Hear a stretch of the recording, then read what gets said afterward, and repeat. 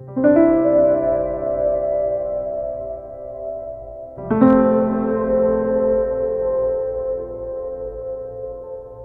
pendapat Bapak? Bu Niswa ini sebagai guru, tapi beliau juga berinisiatif untuk ikut di dalam guru pembelajar pada program guru penggerak.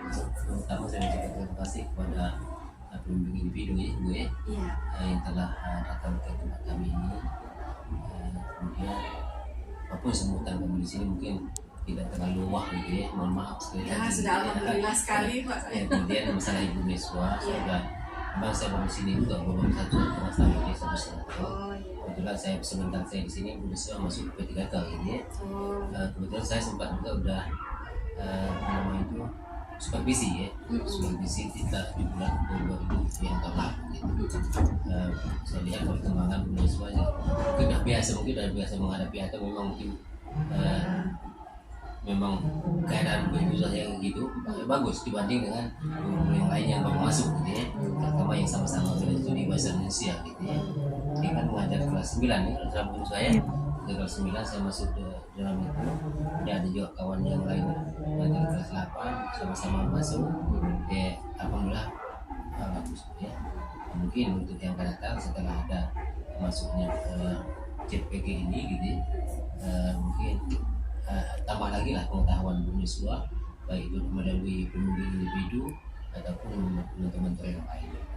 Mungkin untuk membuatkan sekolah kami juga gitu ya, mungkin semakin banyak guru penggerak di sini, ya mudah-mudahan sekolah ini bisa menjadi lebih baik. Nah, dalam tugas Bu Niswa sendiri sebagai guru, apakah Bapak melihat ada perkembangan Pak selama lebih kurang 1 bulan ini belajar di LMS? Apakah beliau ada perubahan dalam pelajaran di kelas, dalam pengambilan mata pelajaran? Kalau di kelas ya belum begitu di kelas, tapi dalam lingkungan sekolah ya mungkin cara penanganan anak mungkin ya ada perubahan ya. Yang ada perubahan walaupun hanya bersebulan dia belajar daring ya, itu ada perubahan. Mungkin ditambah lagi dengan bahasa-bahasa yang lain tentang ini psikologi baru kan ya, psikologi mungkin ada tambahan pembahasan tentang metode mengajar yang baik, mungkin melalui merdeka mengajar mungkin lebih adil lagi, lebih bagus lagi gitu. Mungkin itu yang kami harapkan gitu. Nah, kira-kira Pak, apa dukungan Bapak kepada Bu Niswa dalam pendidikan guru penggerak ini, kemudian nanti dalam mengimplementasikannya hasil belajarnya itu untuk transformasi sekolah kita? Pertama dukungan moral ya, moral dari saya ke pimpinan di sini kebetulan. Saya dari awal sudah bukan Niswa aja yang kita motivasi, kita dorong yang lain silakan, siapa yang mau ikut untuk guru penggerak silakan, saya mendukung ya. Itu dukungan secara moral, dukungan secara umum gitu ya. Kemudian kalau dukungan secara pribadi untuk Ibu Niswa yang sudah ikut guru penggerak, maka saya yang pertama mungkin apapun fasilitas yang kita bisa bantu untuk beliau meningkatkan mutu pendidikan itu, apa salahnya, apa tidak ada salahnya untuk bagi kami di sini, bagi saya lah, untuk yang beliau kita gitu ya. Ya mungkin harapan saya juga sebagai pemimpin di sini ataupun harapan kawan-kawan bisa menularkan ilmu-ilmu ini ke kawan yang lain yang belum menjadi guru penggerak tadi gitu ya. Ini pun angkatan terakhir ya. Angkatan masih ada Pak? Masih ada ya. Mudah-mudahan ada lagi yang lulus kami ini. Jadi baru yang jalan Bu Widi tadi gitu ya. Bu Widi baru jalan angkatan 8. Ini kan angkatan 9. Jadi selama ini sekolah sampai berburu mungkin yang majunya hanya bidang dan akademik saja gitu. Tapi dengan adanya guru penggerak ini ya mungkin ini mulai titik awal, titik pemula untuk mendapatkan hasil-hasil yang akademik lebih baik. Terima kasih sekali atas dukungan Bapak kepada Insyaallah kita dukung siapapun itu gitu, siapapun guru di sini. Kalau untuk yang lebih baik itu saya tidak akan berpikir 2 kali lah gitu ya. Saya dalam rapat saya bilang juga dengan kawan, apapun yang Bapak Ibu lakukan sini selagi untuk mendukung untuk kemajuan sekolah silakan gitu ya, baik itu non akademik ataupun akademik. Baik sekali. Mudah-mudahan semangat ya Bu Niswa. Amin. Mungkin udah catatan Bu Niswa ada juga dulu ya. Jangan lupa juga ada dukungan itu ya. Iya Pak. Waktu Zoom yang baru ini ya. Kesepakatan. Orientasi ya. ya. Iya betul. Itu sudah kita kumpulkan, Iya. sudah kita kirim ke LMS gitu. Baik, Mungkin perlu dukungan pembimbing individu Iya. untuk lebih lagi lah kepada guru kami ini gitu kan, bukan Insya sama-sama yang lain juga, tapi karena guru penggerak sih belum ada yang berhasil, jamaah Bu Widya aja lagi berjalan. Iya. Nah mungkin saya minta tolong dukungan dari Ibu lah. Insya Allah. Karena bisa mana tuh ada yang lain lagi mau ikut ya, kami tidak belum kasih. Bagus sekali. Baik Pak, terima kasih banyak Oke. Pak untuk waktunya.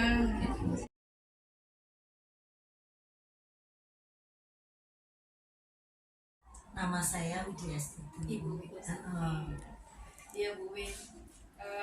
Saya panggil Bu Win gak apa-apa ya? Bu, Iya ya? boleh Ibu. Ini kan kunjungan PI pertama. Iya. Jadi kita pengen tahu bagaimana perkembangan belajarnya Bu Riswa gitu. Iya. Jadi Bu, sebagai rekan guru, Ibu melihat Bu Riswa sebagai guru di sekolah, terus ikut program guru penggerak, nah melanjutkan perjuangan Ibu gitu, kira-kira bagaimana tanggapan Ibu terhadap beliau? Oh, Bu Niswa bagus kok kinerjanya. Ibu lihat selama lebih kurang sebulan ini Bu Riswa ikut belajar daring gitu. Perkembangan beliau dalam mengajar di kelas, ada perkembangan atau perubahan Ibu lihat? Beliau berusaha menerapkan yang filosofis pendidikan diajar di lantai bawah dalam mengajar proses pembelajaran di kelas. Kan selama ini mungkin kita agak keras ke anak, mungkin kita sudah tahu tidak boleh kita menyakiti anak. Bagaimana kita menciptakan pembelajaran yang menyenangkan diselingi dengan SBK. Bu sebagai rekan guru dari Bu Niswa, bagaimana pendapat Ibu mengenai keikutsertaan Bu Niswa dalam PDIP? Menurut saya itu untuk meningkatkan kualitas, terus kan programnya juga sangat bagus untuk depannya. Terus setelah Bu Niswa kan hampir 1 bulan ini ya ikut program guru penggerak, beliau sudah belajar secara daring selama 1 bulan. Menurut pendapat Ibu, apa perkembangan dari Bu Niswa dalam mengampu pembelajaran dengan anak-anak di kelas? Perkembangannya ini Bu lebih anak bisa lebih aktif dalam pembelajaran ini. Saya sering sharing pendapat mahasiswa. Kita akan berdiskusi tentang tantangan Ibu dalam belajar daring. Kemudian juga kita akan berdiskusi tentang perubahan yang Ibu lakukan di dalam kelas sesuai dengan pembelajaran modul 1, pemikiran Hajar Dewantara. Kemudian juga kita akan membicarakan sejauh mana pembuatan portfolio digital Ibu. Nah, kemudian rencana pengembangan diri Ibu selama mengikuti program guru penggerak ini. Jadi itu 4 fokus penampilan individu kita pada hari ini. Setelah 1 bulan ini Ibu ngikutin pembelajaran daring, bagaimana? Apa yang terasa? Perkembangannya gimana? Juga memang di universitas kita diajarkan taman siswa. Juga dosen saya juga dulu memberitahu bahwasannya pemikiran Ki Hajar ini nantinya akan merubah kurikulum. Itu yang membuat diri saya selaku alumni sangat bangga Ibu. Sedikitnya paham, tapi karena sudah bertahun-tahun ya Bu ya, sudah agak lupa juga. Tetapi dengan munculnya saya bisa lolos di guru penggerak, kemudian belajar di filosofi, sedikit membuka pemikiran saya. Gitu, hal baru terutama berpihak pada murid. Jadi pembelajaran atau pendidikan, ternyata saya baru tahu pendidikan itu luar biasa. Jadi bukan hanya kita mendidik, tapi kita menuntun anak, untuk menjadi pribadi yang baik. Luar biasa. Mengenai pembelajaran dialektis, itu kan yang udah kita selesaikan pakai modul 1.1 ya. Saya lihat ada 13 poin ya Bu ya, yang di LMS. Semua sudah selesai ya Bu? Sudah. Nah pada waktu Lokakarya kan kemarin Ibu ada membuat daftar kekhawatiran dan harapan ya kemarin itu. Nah dari daftar kekhawatiran kemarin itu, setelah 1 bulan belajar dengan Fasil nih di LMS, kira-kira kekhawatiran apa yang terjadi gitu? Ya, kekhawatiran itu ya. Awalnya saya khawatir karena waktu itu memang pertama saya masih mengikuti UKIN ya Bu ya, Iya. UKIN dan masih mengikuti program PPG. Waktu itu juga pada saat mengisi kekhawatiran itu saya masih dalam fase mempersiapkan UKIN dengan mempersiapkan UP juga. Jadi saya takut, saya khawatir saya tidak bisa mengikuti CGP ini dengan mengumpulkan tugas tepat waktu. Saya juga harus membagi waktu, saya harus praktik lapangan, saya menyiapkan berkas-berkas yang harus dikumpulkan di uji kinerja dengan batas waktu yang sangat singkat. Itu yang saya khawatirkan, dan alhamdulillah ternyata kekhawatiran itu tidak terjadi Bu. Jadi tidak alhamdulillah bisa saya antisipasi dengan membagi waktu, dengan mempersiapkan sebelum due date gitu Bu. Jadi itu kekhawatiran yang tidak terjadi. Iya, Alhamdulillah. Senang ya Bu ya. alhamdulillah Bu.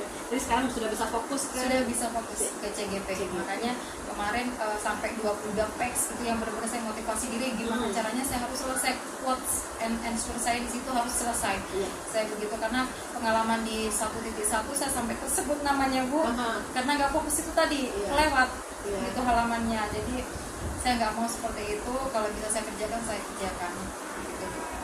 Nah, kalau kekhawatiran yang kemarin Ibu tuliskan menjadi kekhawatiran dan akhirnya terjadi. Dan akhirnya terjadi begitu ya Bu ya.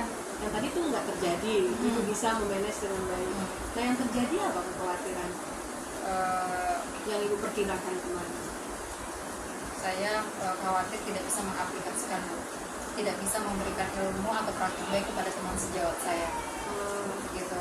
Tapi setelah 1 bulan ini itu tadi saya sharing ke teman-teman gimana sih filosofi pemikiran KHD itu, dimana kita itu harus mengutamakan pembelajaran murid, dimana kita harus mengerti karakter anak, dimana juga kita harus menuntut anak, bukan menuntut KKM, tetapi kita harus menuntut mereka. Itu yang poin-poin yang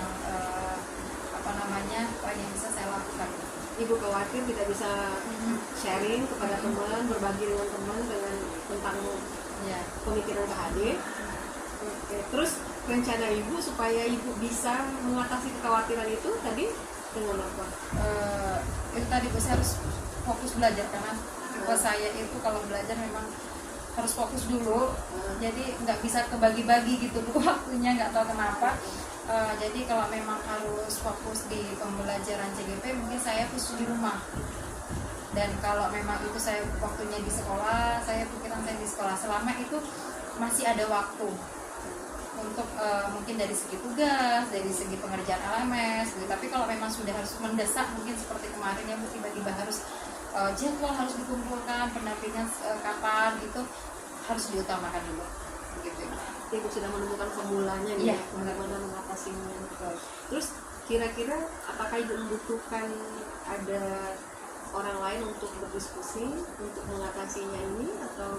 Pasti Bu, karena saya juga di sini masih dibilang masih baru, jadi saya juga harus tahu di samping saya mengajar, saya juga sebagai wali kelas bagaimana anak saya mungkin ada juga yang tiba-tiba bermasalah, melanggar tata tertib sekolah, itu kan saya juga harus fokus ke situ Ibu. Nah, saya sharing terutama ke kesiswaan bagaimana baiknya, apa yang saya harus lakukan begitu sih Bu, yang saya lakukan antisipasi.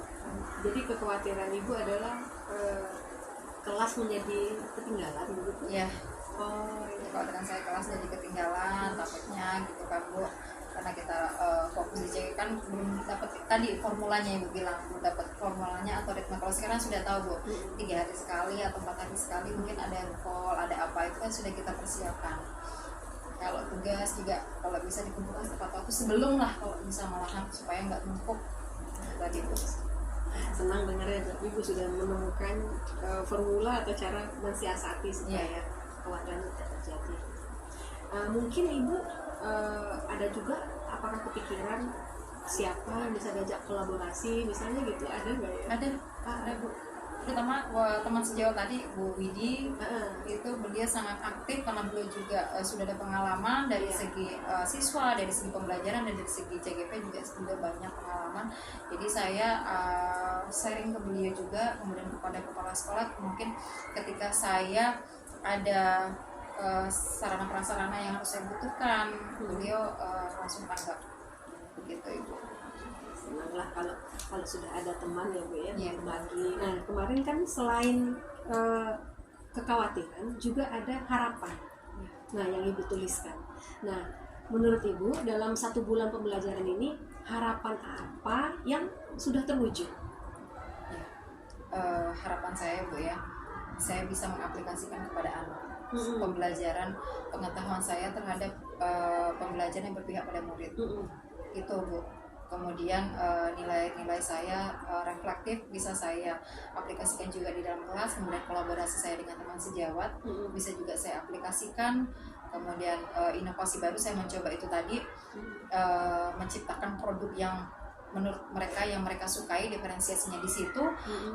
Mereka suka yang rekaman atau mereka suka yang menghasilkan video langsung atau tulisan, saya bebaskan untuk tugas mereka. Saya sudah mencoba itu, masukkan diferensiasi itu, walaupun kita di kelas 9 ini sebenarnya tidak merdeka belajar ya Bu, kita masih K13, tapi yang saya tahu bisa kita sisipkan di situ. Jadi ketika mereka nanti masuk ke SMA SMK jenjang yang sudah merdeka belajar, mereka tidak kaget lagi. Gitu sih Bu. Baik, jadi dengan harapan yang sudah terwujud itu bagaimana perasaan Ibu? Alhamdulillah senang Ibu. Senang, tetapi saya tidak berpuas diri karena banyak hal-hal yang perlu saya evaluasi diri. Begitu, terutama dengan asesmen diagnostik di awal itu saya juga masih kurang untuk anak-anak. Mungkin saya membagi kelompok anak juga berdasarkan dari mungkin suku, kemudian kita jadikan satu, tidak berpisah-pisah begitu maksudnya. Kemudian dari juga bagaimana keaktifan anak itu, karena biar supaya dalam satu kelompok itu tidak tidak monoton, yang pintar-pintar, yang ini malah justru harus bisa merangkul teman-teman yang bisa. Begitu sih Bu, yang saya lemah mungkin yang harus saya pelajari adalah di asesmen diagnostiknya, kemudian juga di bagian inovasinya, itu yang harus saya lebih tingkatkan lagi. Jadi itu kira-kira harapan Ibu berikutnya ya? Iya, Untuk bisa menguasai asesmen diagnostik Ya. dalam pembelajaran kita sebulan ke depan, kira-kira apa lagi harapan baru yang muncul dari Ibu? Harapan saya mungkin lebih ke ini Bu ya, saya akan menerapkan nilai-nilai dan peran guru penggerak itu tadi. Bagaimana guru menjadi pemimpin pembelajaran yang benar-benar utuh, maksud saya yang benar-benar komplit, di mana guru itu harus memperhatikan kebutuhan anak, menuntun anak, kemudian memperhatikan juga karakter anak, bagaimana karakter mereka bisa terbentuk dan bisa berbaur dengan masyarakat. Itu sih Bu harapan saya. Bagus Ibu, saya lihat sudah tahu gitu arahnya kemana nih, gitu mau apa. Bagus kan. Nah kemudian bagaimana dukungan kepala sekolah Ibu? Selama pembelajaran Ibu daring selama 1 bulan ini, bagaimana dukungan kepala sekolah? Kalau setiap ada apa saya selalu koordinasi dengan beliau Bu. Alhamdulillah tanggapan beliau juga sangat mendukung, sangat baik. Harapan beliau juga memotivasi saya, yaitu bagaimana saya nanti kalau sudah insya Allah lulus itu bisa memberikan praktik baik, ataupun belum lulus dalam kategori sebulan 2 bulan ini bisa memberikan praktik baik kepada teman-teman saya. Begitu sih untuk memotivasi mereka juga. Harapan beliau itu yang membuat saya juga termotivasi. Senang ya Bu bisa didukung oleh pimpinan. Iya, alhamdulillah Bu. Nah kalau rekan-rekan sejawat sendiri, rekan-rekan guru yang lain? Oh, yang lain bukan dari mapel yang sama gitu ya? Iya, bisa dari mapel atau rekan-rekan guru yang lain di sini. Bagaimana respon mereka dan dukungan mereka? Sangat baik Bu, sangat pengertian ketika saya harus Zoom, ketika saya mungkin ada tugas yang memang harus saya kerjakan begitu. Motivasi sih Bu yang selalu mereka berikan, selalu semangat karena sudah berada di fase ini, harus berjuang supaya teman-teman yang juga bisa memberikan dampak yang baik. Gitu sih Bu. Jadi luar biasa ya Bu, dari pimpinan mendukung, dari teman-teman juga. Mudah-mudahan dukungan ini bisa memudahkan Ibu dalam pembelajaran. Nah, sekarang kita bicarain mengenai isi modul yang dipelajari sebulan ini, yang modul 11 tentang filosofi pendidikan Ki Hajar Dewantara. Nah, berdasarkan modul yang udah Ibu pelajari itu, apa perubahan yang udah Ibu lakukan di kelas? Itu tadi Bu, yang saya terhipnotis dengan pemikiran beliau adalah pendidikan yang menuntun anak, ya, menuntun anak, menuntun kodrat anak untuk menyelamatkan mereka, bahagia dan keselamatan mereka kita tuntun supaya mereka terarah hidupnya. Itu yang membuat saya tersentuh dari pemikiran beliau itu Bu. Dan kemudian juga pembentukan karakter anak itu terutama harus kita bentuk, walaupun kunci utamanya adalah di keluarga Bu. Tetapi melihat kondisi kita di Batam ini, yang tadi saya bilang, keluarga di Batam ini semua rata-rata kedua orang tua mereka bekerja, sehingga untuk komunikasi sosial saja di dalam keluarga kurang. Jadi itu ya juga membuat saya bagaimana saya membuat karakter anak supaya lebih baik, supaya terarah dan mereka bisa berbaur dengan masyarakat gitu. Dan kemudian saya juga yang namanya perubahan kodrat zaman dan kodrat alam itu tadi, dimana ketika kodrat zaman mereka mendapatkan sekarang ya Bu ya, banyak itu game-game, kemudian budaya-budaya barat yang yang harus saya terapkan itu adalah mengingatkan mereka mana yang bagus atau mana yang bermanfaat bagi dirinya itu diikuti, tetapi harus diserap lagi, harus mengutamakan budaya-budaya yang ada pada di daerah kita. Itu sih Bu yang menurut saya yang sangat luar biasa di modul 1.1. Setelah Ibu melakukan perubahan tadi di dalam kelas, Ibu melakukan pendekatan yang lebih kepada anak, kemudian Ibu berusaha menghindari anak dari dampak negatif gadget dan informasi di internet sekarang ya. Respon anak bagaimana? Respon anak awalnya mereka ya sama lah Bu, ya ketika saya beritahu seperti itu kan respon mereka kan enak Bu, kita main game, kita main sosial media itu kan seru Bu gitu kan. Tetapi lihat dampaknya seperti apa. Kalau kalian sudah pertama keracunan, kalau saya bilangnya keracunan game itu tidak akan berhenti sampai jam berapapun, kalian tidak akan berhenti. Dan efeknya apa? Pagi-pagi kalian tidak bisa bangun. Oh begitu, jadi ada O-nya itu menandakan mereka paham. Itu kalau menurut saya, karena setiap saya mengajar, setiap saya memberikan materi, ketika mereka sudah bilang, oh ternyata itu yang membuat mereka terbuka, oh ternyata di situ letaknya, begitu, di situ letak pemahamannya, begitu Bu. Dan kemudian saya juga memberikan wawasan Facebook ya Bu ya, Facebook itu banyak sekali yang menurut saya tidak disaring media sosialnya, di mana ada konten-konten dewasa di situ banyak sekali. Ketika kamu sudah menonton sekali, itu akan bermunculan terus konten dewasa itu, gitu. Jadi mereka senyum-senyum Bu, itu perlahan. Kalau menurut saya perlahan, nanti di pertemuan kedua saya masukkan lagi. Perubahan yang Ibu lakukan di dalam kelas itu kira-kira apa yang sudah berjalan baik? Dari perubahan yang saya lakukan dari segi, kalau saya bilang metode pembelajaran metode pembelajaran, di mana biasanya saya sering lebih aktif. Ini saya mencoba untuk anak berpikir kritis, untuk memecahkan solusi. Gitu, saya mencoba itu, saya sajikan mereka permasalahan, bisa berdiskusi kelompok. Disitulah mereka untuk saling bertukar pikiran, begitu. Kemudian juga bukan hanya dari segi metode pembelajaran, dari segi inovasi juga saya berikan, di mana produk mereka apa yang mereka hasilkan sesuai dengan minat mereka, boleh audio, boleh rekaman, dan itu sedikit memotivasi mereka untuk mengerjakan tugas atau mengerjakan materi yang sedang saya lakukan. Gitu sih. Itu sudah berjalan baik ya Bu. Iya. Ibu mengikuti gaya belajar mereka, untuk produk mereka gitu. Dan untuk kegiatan aktivitas pembelajaran, Ibu memancing keaktifan mereka dengan berpikir kritis, memberikan pendapat, berdiskusi tadi gitu ya. Berdiskusi tadi. Yang belum berjalan kira-kira menurut Ibu apa? Pemahaman anak yang belum berjalan semuanya, karena kan pemahaman anak itu berbeda-beda ya Bu ya. Mungkin hanya ada 10% anak yang tidak bisa mengikuti, karena itu tadi tuntutan di Merdeka Belajar ini kan memang harus memerdekakan anak gitu ya Bu ya. Jadi otomatis si anak 10% ini gimana caranya saya harus bisa membimbing mereka untuk mungkin diberikannya remedial gitu sih Bu. Ibu membina hubungan yang dekat dengan anak sekarang, kemudian ibu memberikan pemahaman kepada mereka bagaimana bermedia sosial yang aman.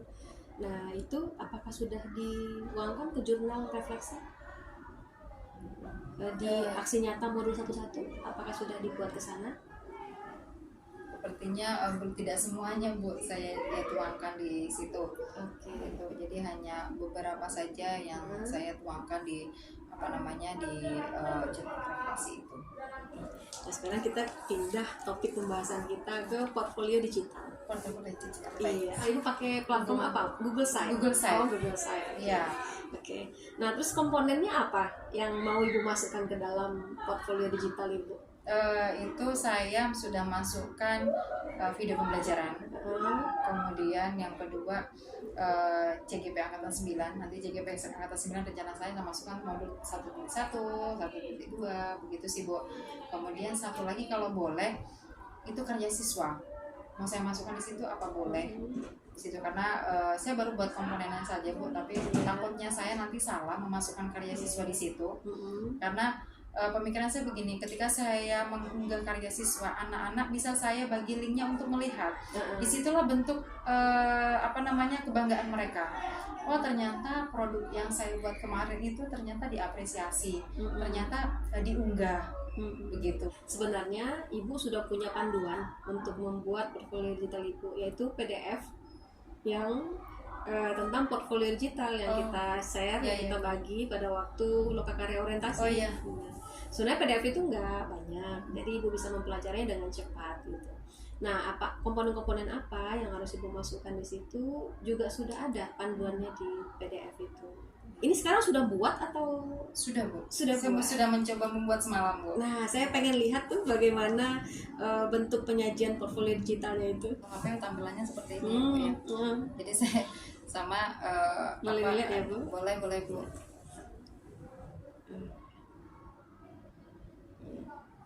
Filosofi pemikiran. Ya, ininya kalau HP di sini Bu. Iya, ini ya. Menu-menunya itu.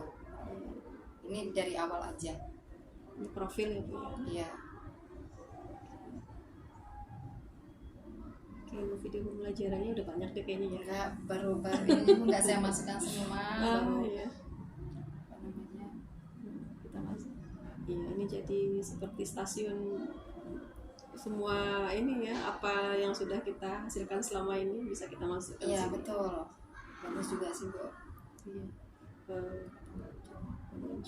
Oh ini Bu. Sinyal. Nomor 1, nomor 2. Nomor 1 apa Nomor 1 boleh. Teks ya. Teks rangkaian. Oh, ini videonya ya Bu ya. Mudah-mudahan bisa menginspirasi ini ibu share di sini, lihat teman-teman lain.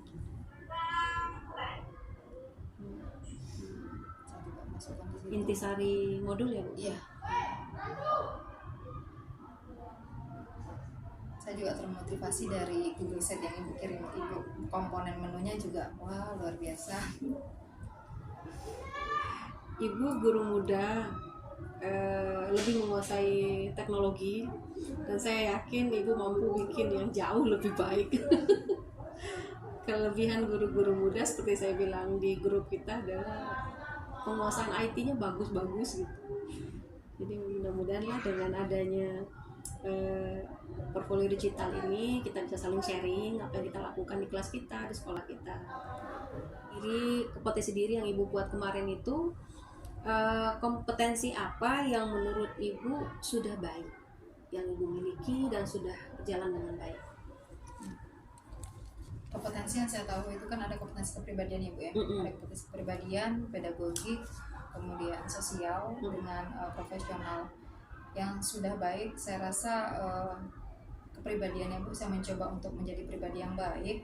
Kemudian saya juga belajar pedagogik di mana metode perangkat pembelajaran semua di situ yang harus saya pelajari. Kemudian juga saya bagaimana berkolaborasi atau sosial dengan teman-teman, rekan-rekan.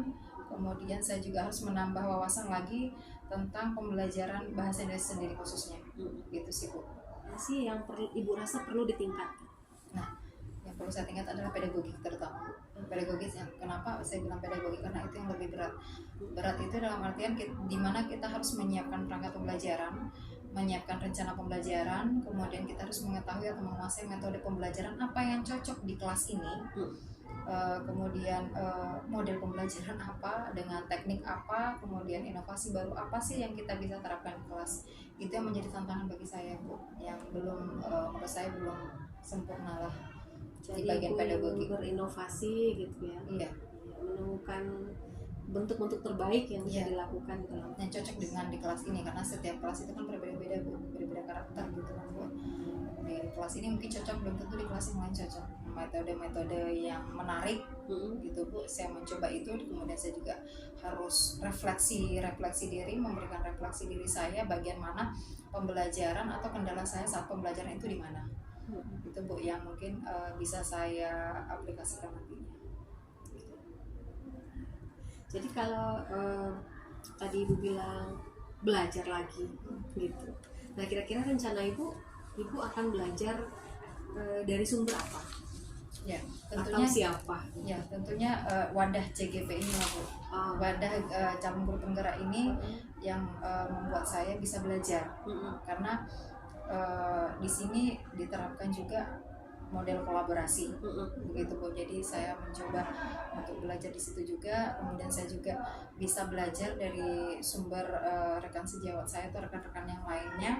Karena di sini juga sudah ada yang PNS, tentu mereka ada yang namanya penelitian ya Bu ya, penelitian di mana saya bisa sharing kepada beliau-beliau yang sudah melakukan penelitian, gitu Bu. Nah, setelah Ibu berusaha tadi itu dengan aksi, belajar, mencari sumber-sumbernya, hasil apa yang ingin Ibu dapatkan? Tentunya saya bisa menguasai metode pembelajaran Bu. Saya menguasai metode pembelajaran karena kebanyakan sekarang memang metode pembelajaran yang agak susah kita sinkronkan untuk masuk ke materi. Nah, setelah Ibu berbincang-bincang dengan saya dari jam 10 tadi ya kita bincang-bincang. Ya. Nah, kira-kira apa sih pembelajaran atau ide baru yang Ibu dapatkan dari pembicaraan kita, diskusi kita pada hari ini? Yang satu yang saya dapatkan adalah saling komunikasi ya Bu ya. Terutama satu, Ibu sendiri membangkitkan motivasi saya, membangkitkan semangat saya yang tadinya saya agak down mungkin di pendampingan, sudah takut sendiri mungkin seperti itu. Ternyata tidak seseram itu gitu Bu. Ternyata Ibu orangnya sangat humble, sangat membimbing saya untuk pertanyaan-pertanyaan yang memang bisa saya jawab, gitu Bu. Dari pembicaraan kita yang panjang lebar ini, apa yang kira-kira Ibu nilai sudah baik dari interaksi kita dalam pendampingan individu ini yang bisa kita lanjutkan untuk seterusnya? Kita akan ada 6 kali pendampingan. Kira-kira apa yang bisa kita lanjutkan? Komunikasi Bu. Komunikasi yang baik yang bisa kita, karena komunikasi itu terutama untuk melanjutkan ke tahap berikutnya. Kalau kita tidak bisa komunikasi dengan baik, tentu akan terkendala Bu, begitu. Dan Ibu juga sangat responsif. Sebelum kita meminta contoh mungkin Google Sheet ataupun contoh-contoh tugas-tugas di LMS itu, Ibu sudah berinisiatif untuk memberikan kami contoh supaya kami ada gambaran, gitu. Itu yang sangat saya sangat terima kasih. Ibu memberikan kami semangat untuk selalu mengingatkan kami supaya tepat waktu dalam mengikuti CGP ini. Gitu. Sama-sama Ibu, kita sama-sama belajar dan kita sama-sama memajukan pendidikan. Amin. Intinya. Oke Bu, kemudian menurut Ibu dari pendampingan kita ini, karena ada beberapa pendampingan lagi, nanti kira-kira apa yang perlu kita perbaiki? Apa ya Bu ya? Saya rasa cukup Ibu, karena sudah tergambar secara jelas. Ibu juga sudah memberikan kami gambaran apa yang akan nanti kita diskusikan begitu. Jadi bisa kita siapkan walaupun memang sudah pernah kita lakukan, tinggal kita saja menyampaikan seperti apa, dan itu sangat, bagi saya sangat membantu saya pribadi.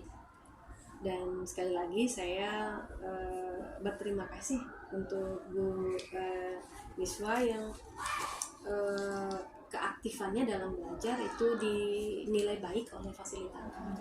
Karena kita kan satu grup ini ada berlima. Ya. Nah, jadi tentu kita ingin dalam belajar ini teman-teman semua lancar.